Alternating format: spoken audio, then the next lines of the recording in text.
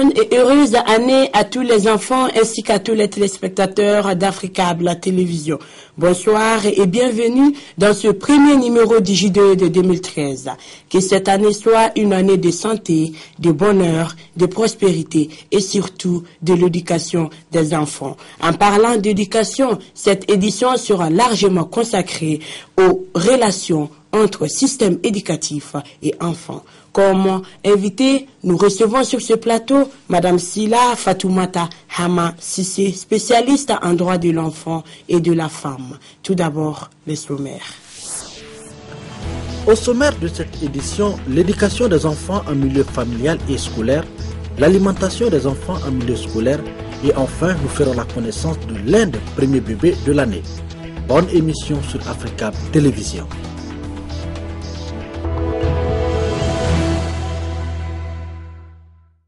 Les chiffres est étonnant dans une société où les enfants sont rois. En France, 87% des parents reconnaissent à donner de temps en temps une fessée. Et c'est mieux comme ça. Qu'est-ce qu'une fessée apporte dans l'éducation des enfants? C'est ce que nous allons voir dans ce reportage.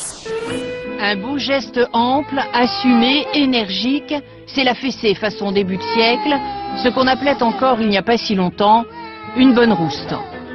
Loin d'être démodée, la fessée garde toutes ses vertus pour beaucoup.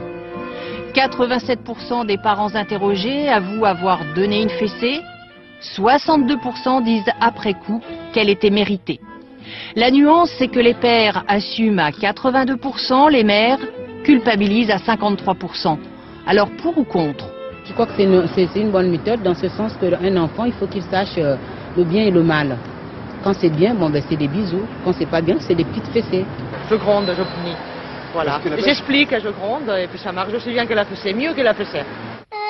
La fessée est interdite dans 11 pays européens, la Suède en tête, mais la France fait de la résistance malgré ça.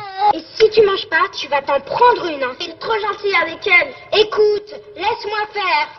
Tu n'en fais qu'à ta tête. Une campagne lancée en 2003 contre la fessée et on peut le dire, sans succès. 95% du panel disent avoir eu une fessée. Dans ces conditions, il n'y a guère que les psys pour la condamner.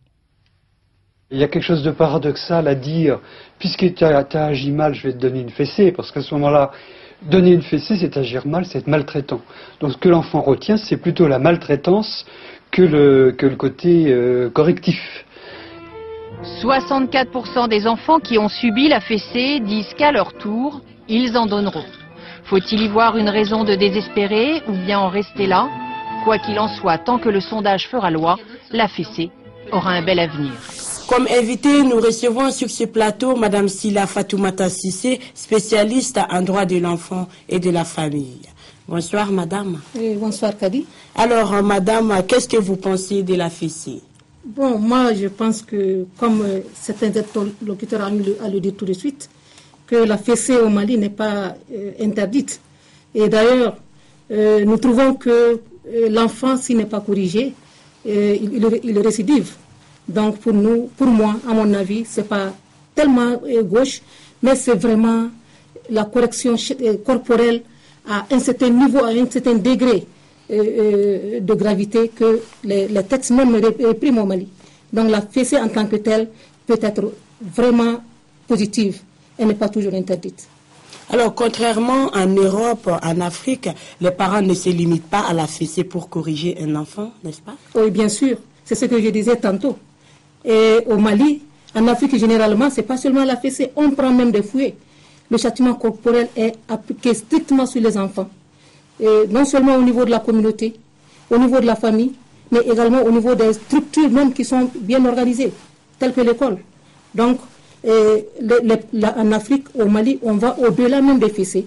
On va jusqu'à appliquer des châtiments corporels, toutes choses qui sont toutefois rejetées par nos textes que nous avons quand même pris, les textes de loi que le Mali a eu à prendre, les textes internationaux auxquels le Mali a souscrit.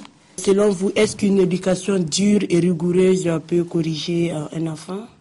Dure et rigoureuse, non. Une éducation amicale, une éducation où on doit vraiment se rapprocher de l'enfant, essayer de le comprendre, essayer de le sensibiliser, C'est l'éducation qu'il faut pour un enfant. Surtout la sensibilisation. Surtout la sensibilisation. Il faut que l'enfant sache ce qui est bien et ce qui est mal pour lui. Bien sûr. Mais un enfant qui est toujours corrigé, un enfant qui reçoit toujours des coups de fouet, se demande même quelle est la pertinence de ce que les parents font sur lui.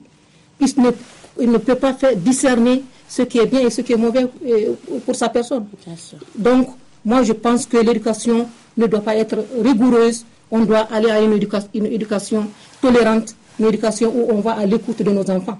C'est ce que moi je pense en tant que technicienne des droits des enfants. D'accord. Retour en Afrique. Nos enfants mangent-ils sain? Comment contrôler l'alimentation de nos enfants en milieu scolaire? C'est ce que nous allons voir dans ce reportage. Donner un petit jeton à nos enfants avant qu'ils n'aillent à l'école est devenu presque une habitude. Au Mali, 90% des tout-petits disposent quotidiennement d'argent de poche donné généralement par l'un des deux parents. L'enfant est totalement libre de ses choix de dépenses qui s'orientent essentiellement vers les aliments de la rue. Il est 9h45 à l'école Mamadou Konaté de Bamako. La cloche de la récréation sonne. Les enfants se précipitent autour des vendeuses de nourriture.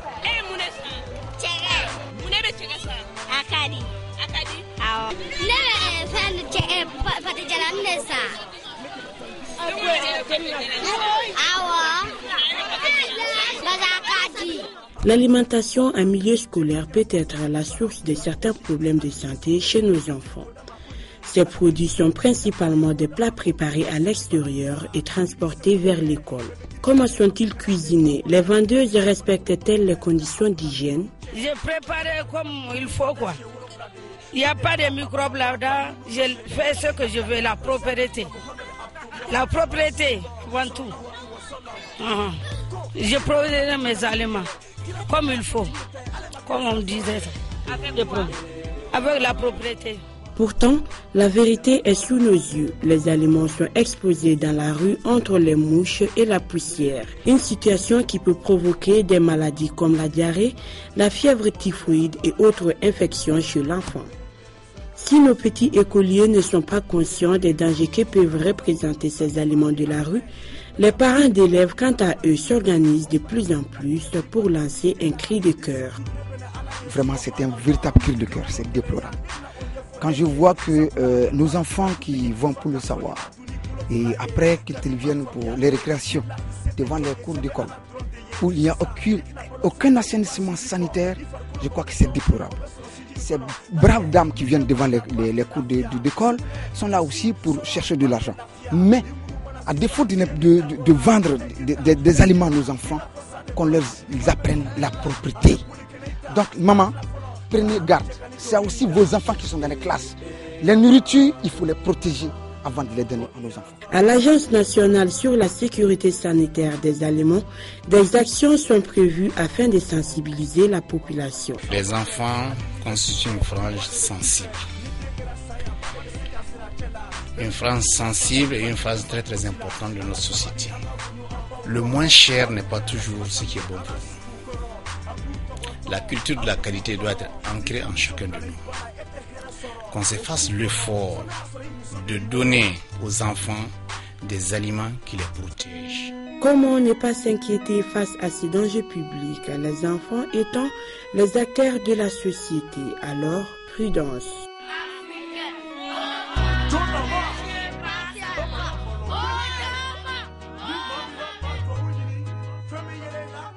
Madame Silla, est-ce que c'est possible de contrôler l'alimentation des enfants en milieu scolaire? Bon, je dirais que c'est possible. C'est difficile, mais quand même, c'est pas impossible. Dans la mesure où on sait que qui fait la cuisine à l'école, ce sont nous, les femmes. Donc, je pense qu'en fin de cet élément, les enfants même ont lancé un slogan à leur mère. Donc, nous, les femmes, nous sommes vraiment responsables à 100%. Bien sûr. Qu'on contrôle nous-mêmes, que nous sachions que nous avons une part de responsabilité. La bonne dame qui fait la cuisine et qui vend au niveau des cantines, au niveau qu'elle soit dans un espace protégé. Pourquoi pas que chaque établissement scolaire ait une cantine scolaire où les enfants peuvent vraiment payer leurs aliments sans risque, qu'il n'y ait pas de poussière, que ces aliments soient vraiment contrôlés et qu'il y ait un contrôle strict par rapport à tout ce que ces dames vendent au niveau des établissements scolaires. Donc c'est vraiment possible de vendre du sein, puisqu'on ne peut pas éviter à nos enfants de payer. Quelles que soient les précautions que les parents prennent à la maison, les enfants exigent quand même d'avoir ces jetons pour aller payer, parce que c'est une question d'imitation qu'elle a. L'autre le fait, pourquoi pas moi? Donc il faut que les parents acceptent de prendre des mesures pour que les repas soient vendus dans des milieux très sains, dans des milieux acceptables, où il y a peu de mouches, où il y a peu de poussière, et que les enfants puissent manger du sein. Donc une sensibilisation des vendeuses est nécessaire? Une sensibilisation pour quand même pas aller au-delà. Il faut les former. Il y a des structures pour ça. Les structures scolaires, les structures en charge de la protection et de la promotion des droits des enfants, telles que le département en charge de l'enfant, doivent se donner la main pour former ces vendeuses. Il faut qu'elles soient dans un réseau où elles puissent être canalisées, qu'elles puissent être formées par rapport aux mesures d'hygiène à prendre au sein de l'établissement scolaire. Alors sur un autre plan, l'éducation des enfants en situation difficile est une question assez pertinente dans la mesure où c'est la rue qui éduque ces enfants abandonnés ou laissés à eux-mêmes. Nous sommes ici au rond-point du boulevard de l'Indépendance de Bamako. Les feux sont au rouge, un moment propice pour les jeunes enfants. Munis d'un chiffon, d'un bidon d'eau et d'une raclette, ils guettent sans relâche les véhicules pour nettoyer leur pare-brise. Ces enfants passent toute la journée à se faufiler entre les voitures. Le spectacle est quotidien et très rythmé.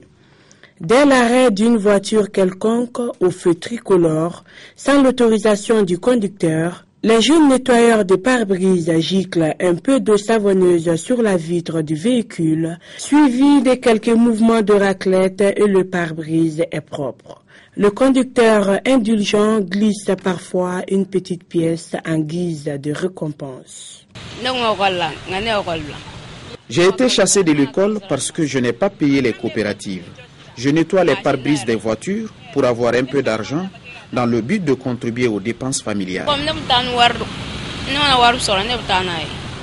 Cette activité des nettoyeurs de pare-brise, tant convoitée par les enfants, s'avère très dangereuse et pénible, car ces enfants qui cherchent leur pain au quotidien ne sont pas hors de danger. Apparemment, la faute c'est aux parents, mais également donc les autorités, parce que la vie de ces enfants est en jeu, puisque les véhicules circulent en longueur de journée, il faut filer entre les véhicules pour essuyer donc les pare-brises, pour vendre ceci, cela. Les autorités sont à 50 mètres, les policiers sont là, ils disent rien. Donc franchement, il faut faire quelque chose. Primo, c'est-à-dire qu'il doit y avoir un service d'intégration pour ça, c'est-à-dire un service social. Ces nettoyeurs de pare-brise sont rejoints sur le bitume par d'autres jeunes marchands ambulants, notamment des vendeurs de jouets, de ballons, de DVD et autres gadgets. Je suis élève, mais de temps en temps, je viens ici pour vendre des ballons. L'argent reçu revient à mes parents. Je suis également élève. Comme aujourd'hui, je n'ai pas cours. Je suis venu ici pour vendre les glaces de ma mère, dans le but d'avoir des bénédictions. Pourtant, cette bonne volonté de ces jeunes marchands ambulants peut être préoccupante, car ils vivent dans l'insécurité et peuvent tomber dans le banditisme. Alors, Madame Sila, si je vous dis éducation dans la rue, vous me répondez? Bon, moi je dirais que ce n'est pas une éducation. C'est ce que ces enfants subissent dans la rue. Ces petits vendeurs qui sont vraiment exposés sont non conformes au système éducatif. Parce qu'on voit que l'éducation revêt plusieurs formes. Il y a la forme informelle comme la forme formelle. L'informel, c'est vraiment l'éducation que les enfants reçoivent dans les familles, que les enfants reçoivent dans la rue, à travers la communauté. Mais ces enfants qui sont dans la rue, qui font le petit commerçant, qui lavent les véhicules, sont en dehors de ce système.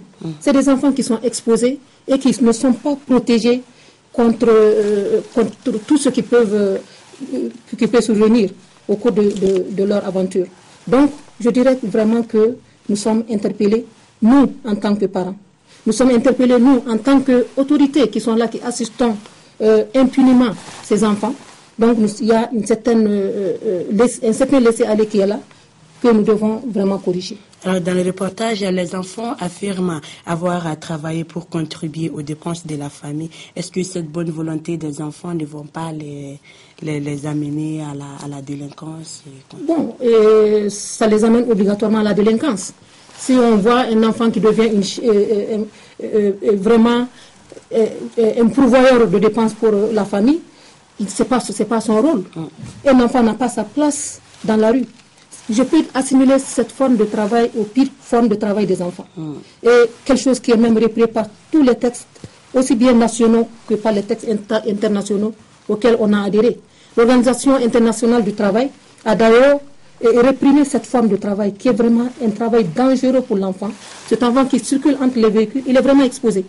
Cet enfant qui du matin au soir est dans la rue, est vraiment susceptible est vraiment exposé à toute forme de maladie. Alors que le code pénal même interdit cette forme de travail. Donc ça veut dire que les enfants, en disant que nous contribuons aux charges de notre famille, c'est vraiment, même si c'est une réalité que nous devons combattre. Ce n'est pas le rôle de l'enfant. L'enfant n'a pas sa place dans la rue. Il a plutôt sa place à l'école. Même s'il est chassé, que la communauté, que l'État fasse quelque chose pour vraiment les maintenir à l'école. D'accord. Hors du continent, en Chine, la discipline et la rigueur des petits Chinois est de plus en plus remise en cause, notamment par les parents. Un petit détour dans une école spécialisée. L'heure de la récréation dans cette école de Pékin. Ici, il n'y a ni contrôle, ni cahier. L'établissement utilise des méthodes d'enseignement alternatifs pour encourager la liberté de pensée des enfants. Une ambiance détendue et non compétitive, bien loin de l'esprit des écoles publiques chinoises où la tendance est plutôt à l'interdit et l'élitisme. Résultat, de plus en plus de parents tournent le dos à ce système éducatif public trop exigeant. Ce système peut être trop stressant pour les enfants s'il y a beaucoup de leçons et d'examens. Leur développement physique et mental souffre dans cet environnement. C'est pour ça que je n'ai jamais envisagé de mettre ma fille dans une école publique. Traditionnellement, l'éducation chinoise à la dure met l'accent sur le travail et une discipline sévère. Mais les députés réunis pour la session annuelle du Parlement ont débattu de changements pour alléger les pressions que subissent les enfants. La question des parents jugés trop stricts a refait surface récemment avec cette vidéo amateur qui a choqué les internautes. Les images montrent un garçon de 4 ans forcé par son père de courir presque nu dans une rue enneigée à New York. Des experts estiment pourtant que de plus en plus de parents chinois sont prêts à relâcher la pression sur leurs enfants.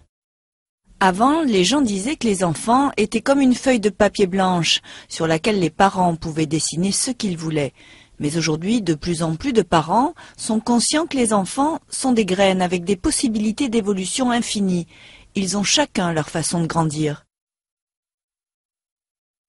Dans cette école de Pékin, les adultes ne voient pas d'un bon œil les parents très exigeants, surnommés mère tigre et père aigle.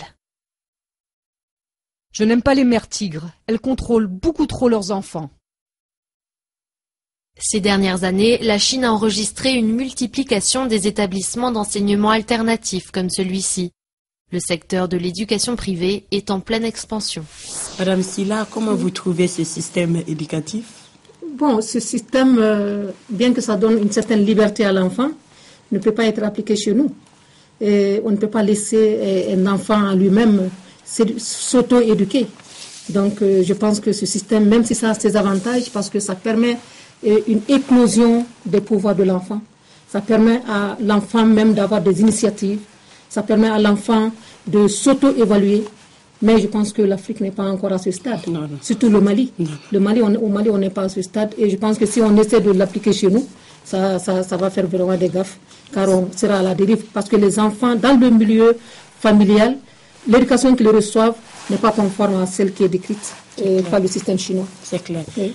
Toujours en Chine, si certaines personnes ont les moyens d'envoyer leurs enfants dans des écoles spécialisées, tel n'est pas le cas pour des millions de travailleurs migrants. Par manque de moyens ou de papiers adéquats, ces travailleurs migrants sont obligés d'envoyer leurs enfants dans des écoles qui ne sont pas reconnues par l'État chinois. Pour le petit Joyang, c'est la première journée de classe. Il a 5 ans à peine et ce matin, c'est son père qui l'accompagne dans sa nouvelle école. Ici ne sont scolarisés que les enfants de travailleurs migrants. Le papa de Joyang est électricien, il déménage au gré des contrats et n'a pas de certificat de résidence à Pékin, un précieux sésame qui seul permettrait d'inscrire son enfant à l'école publique. Ici, la scolarité est payante, 10 € par mois, une petite fortune pour un ouvrier chinois. Je trouve que les frais de scolarité sont quand même un peu chers ici. Mais mon fils doit aller à l'école quand même. En tant que parent, même si c'est difficile, je dois quand même le faire. On compte plus de 120 millions de travailleurs migrants en Chine et leurs enfants doivent se contenter d'établissements comme celui-ci. Rien qu'à Pékin, il y aurait entre 200 et 300 écoles pour migrants et la plupart ne sont pas reconnues par l'État. Nous ne recevons aucune subvention gouvernementale, pas d'aide pour financer notre école, car ce type de système éducatif n'est pas reconnu. Les frais de scolarité permettent à peine de gérer l'école de manière convenable. En effet, la plupart des familles sont très pauvres. C'est donc avec les dons privés que fonctionne cette école. Aujourd'hui, au programme, cours de chinois et cours de chant.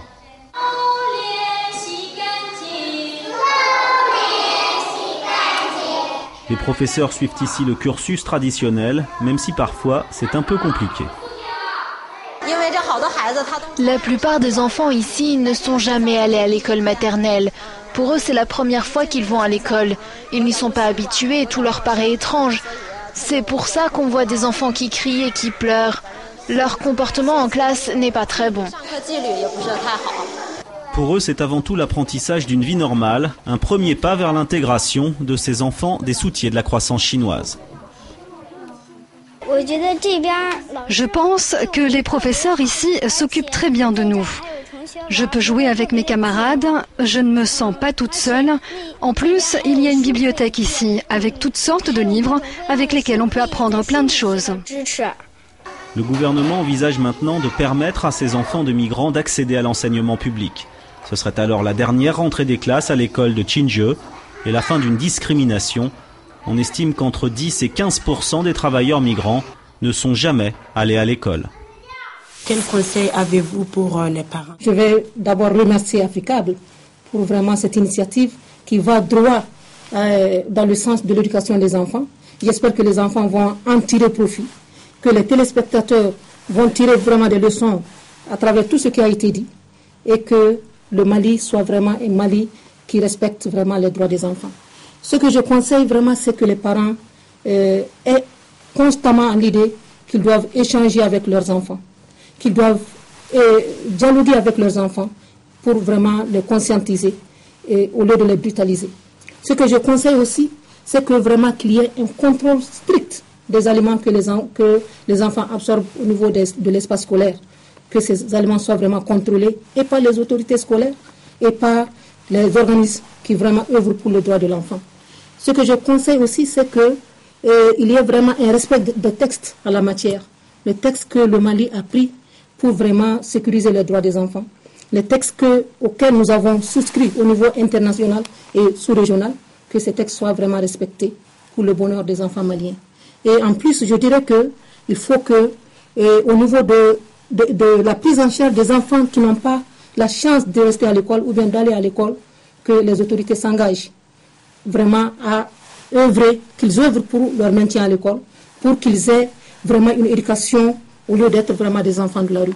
Et enfin, je dirais que vraiment, il faut que le Mali prenne des dispositions sérieuses pour que les OMD auxquels on a souscrit, l'éducation pour tous d'ici, que l'éducation pour tous soit vraiment une réalité et non pas une fiction. Donc je remercie encore Africable pour cette belle initiative. Alors le message est pour le Mali, mais aussi pour toute l'Afrique entière. Oui. Je rappelle aux téléspectateurs d'Africable la télévision que Madame Sila Fatoumata Sissé est spécialiste en droit de l'enfant et de la femme. Merci, Madame, d'avoir accepté notre invitation. Merci, Kadi. Poursuivons cette édition en Côte d'Ivoire. Disparu depuis peu, un phénomène refait surface. Il s'agit du phénomène Anjaé. Les explications dans ce reportage. Presque tous les soirs à la fin des cours, des élèves s'adonnent à un véritable jeu de la mort. C'est ainsi que l'on pourrait qualifier le boro d'enjaillement, acrobatie et autres pas de danse exécutés par les élèves des lycées et collèges d'Abidjan sur les autobus en circulation. Un spectacle qui fait peur et ferait battre le cœur de bien de personnes normales.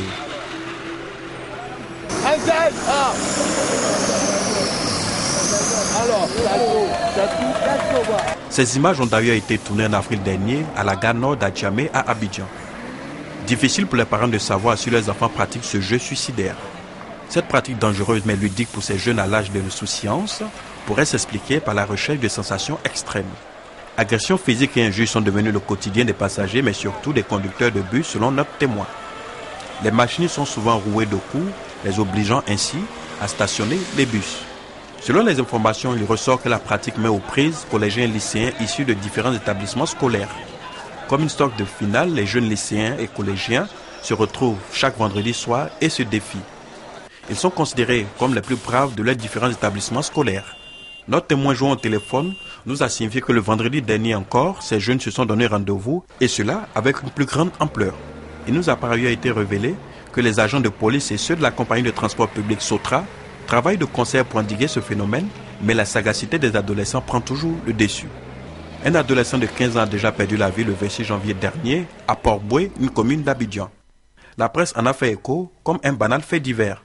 Toujours selon les témoignages, les communes de Makori, Adjamé et Yopougon sont les plus citées. Ce phénomène est apparu à Abidjan au début des années 2000. On le croyait disparu, mais il revient de plus en plus à la mode.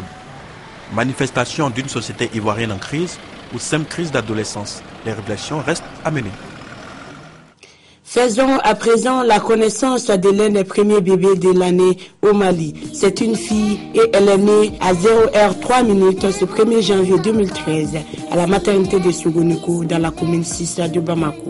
Toute l'équipe d'Africable Télévision souhaite une très longue vie à ces petits nouveau-nés. Maman, pourquoi on doit toujours dire Bismillah? Parce que quand tu dis Bismillah, Dieu est avec toi et met la baraka dans tout ce que tu fais. Bismillah, Bismillah, Bismillah au nom d'Allah. Bismillah, Bismillah, in the name of Allah.